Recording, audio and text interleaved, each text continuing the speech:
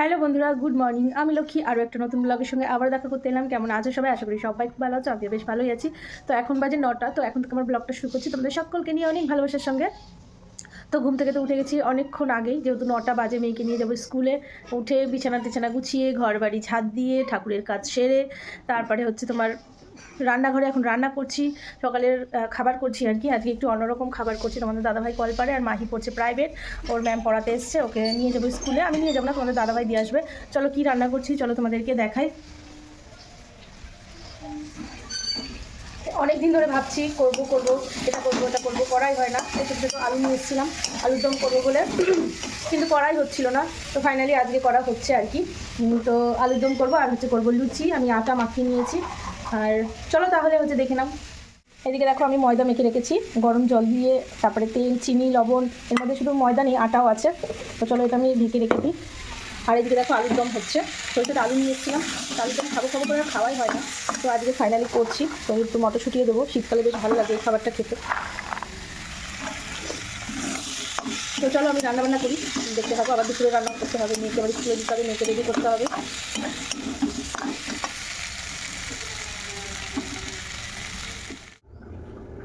তো চলো আমি লুচিগুলো করে নিই। মাহি ওইদিকে প্রচণ্ড পরিমাণে জ্বালাচ্ছে ওর ম্যামকে, পড়তেই চাইছে না। অনেকটা বেজে গেল, কথাই শুনছে না একদম।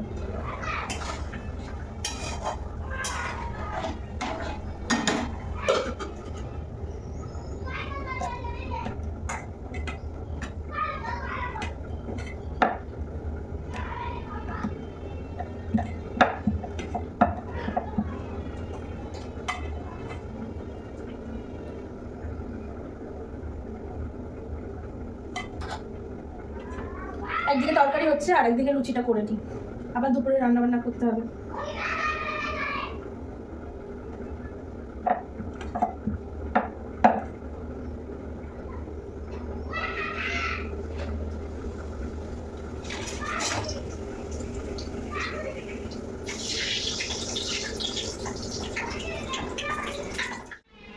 দেখো লুচি ভাজা প্রায় হয়ে এসছে, অনেকগুলো ভাজা হয়ে গেছে। আর এদিকে ভাজা চলছে। এদিকে আলুর দম দেখো হয়ে গেছে, কি সুন্দর কালার এসছে দেখো।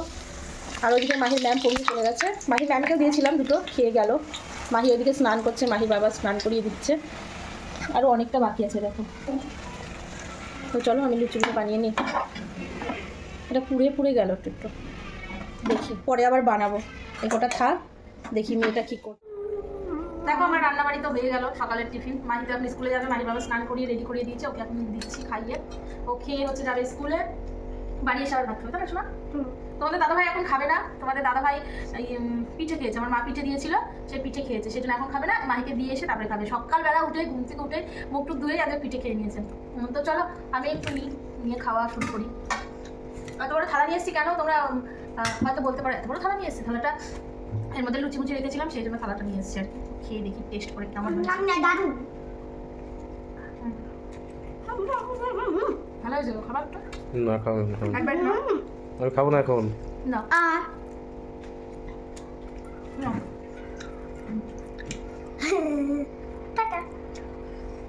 ভাই মাহিকে দিয়ে চলে এসছে, এখন হচ্ছে খাওয়া দাওয়া করছে, সেবা করছে। সেবা রাগ হয়েছিল সকালবেলা, আমি একটু ছাড় দিয়েছিলাম, কিন্তু আমার মনে নেই আমি কি বলেছি। ও আমাকে এখন মনে করিয়ে দিল। ফুল নিয়ে একটু কিছু বেঁধেছিল।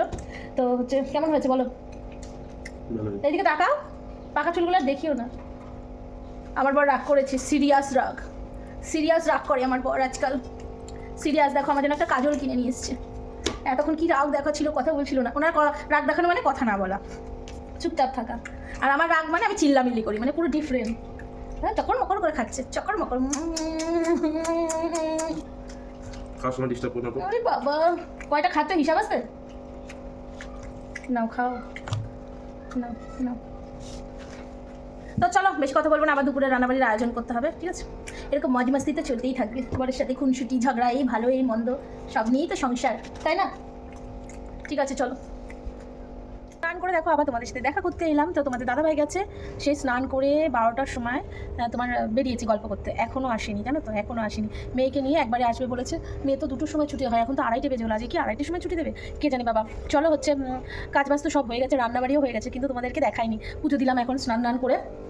তোমাদের দাদাভাই আসলেই মানে মাহি দাদাভাই আসলেই আর কি খেয়ে নেবো আর কি, তোমাদের দাদাভাই আর কি। তো হচ্ছে পুজো দিয়ে দিয়েছি আজকে সকালবেলা, জানো তো তোমাদের দাদাভাইয়ের সাথে একটু মানে খুনসুটি হয়েছে, ঝগড়া টাইপের। কারণ ওই যে ফুল দেখতে পাচ্ছ আসলে এই ফুলগুলো নিয়ে হয়েছে।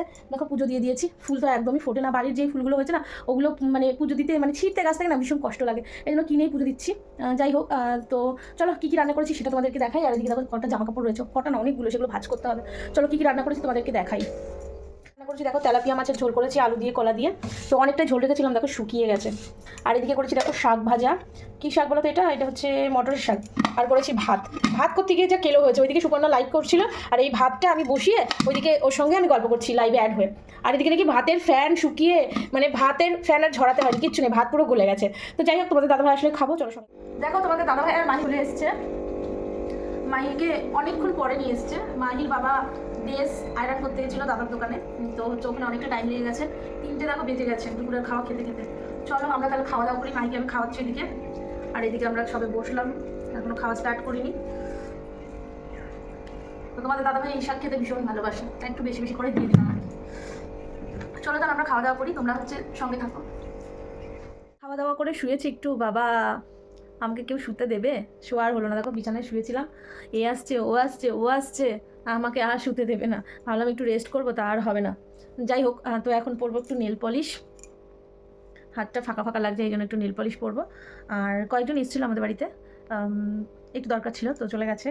আর তোমাদের দাদাভাই আর মাহি গেল একটু বটতলায়, কিছু জিনিস কেনার আছে সেইগুলোই মানে কিনতে গেল। আমাদের বাড়িতে একজন আসবে, কে আসবে এই ব্লগে আর বলবো না, পরের ব্লগে তোমরা দেখে নিও কে আসবে। তো আমি একটু নেল পলিশ পরি, হ্যাঁ। তো হাতটা খালি খালি রয়েছে, তো নেল পলিশ পরি। হাতটা না শীতকালে না কেমন একটা হয় যেন, হাত দিয়ে কেমন একটা চামড়া চামড়া উঠে। তোমাদের কি হয় কমেন্টে জানিও তো। চলো আমি নেল পলিশ পরি আর তোমরা দেখতে থাকো। আমার নতুন নতুন কয়েকটা নেল পলিশ কিনতে হবে, নেল পলিশের কালেকশনগুলো না কমে গেছে, শক্ত হয়ে রয়েছে, খোলেই না। ও বাবা, দাঁতে কি জোরে লাগলো। কারা কারা নেল পালিশের কৌটো দাঁত দিয়ে খোলো আমাকে কমেন্ট বক্সে জানাও। নেল পালিশের কৌটো খুলতে গিয়ে লক্ষ্মী দাঁত গেল ভেঙে, এটা যাবে থাম্বেল, বুঝলে, এটা যাবে থাম্বেল। নেল পালিশের কৌটো খুলতে দাঁত দিয়ে খুলতে গিয়ে লক্ষ্মীর দাঁত গেল ভেঙে। সত্যি মাইরি খোলা যাচ্ছে না, খোলা যাচ্ছে না। ভালো আমি নেল পালিশটা পরবো, আর হবে না। দাঁতে কি ব্যথা হয়ে গেল ভগবান। অন্য একটা নেল পালিশ নিয়ে আসি, দাঁড়াও। নেল পালিশের কৌটোটা তো খুলতে পারলাম না, তো এইটা আবার নিয়ে আসলাম। এটাও বহুত কষ্ট করে, দেখো খাওয়া পুরো বহুত কষ্ট করে খুললাম। ওইদিকে মাহির স্যার পড়াতে এসছে, মাহি তো গেল বটতলায় মাহির বাবার সঙ্গে, তো ফোন করতে হবে তাড়াতাড়ি যেন চলে আসবে। তবুও স্যার দাঁড়িয়ে রয়েছে, তো ফোন করি আমি। হ্যাঁ ঠিক আছে, চলো এই ব্লগটা এখানে এড করে দিলাম, আর একটা ব্লগের সঙ্গে আবার পরে দেখা হবে। যারা আমাকে ফলো করেনি ফলো করে দিও, আর লাইক কমেন্ট শেয়ার তো এগুলো আছে, সাবস্ক্রাইব করে দিও, ঠিক আছে। চলো সবাই ভালো থেকো, সুস্থ থেকো, সাবধানে থেকো, চলো টাটা।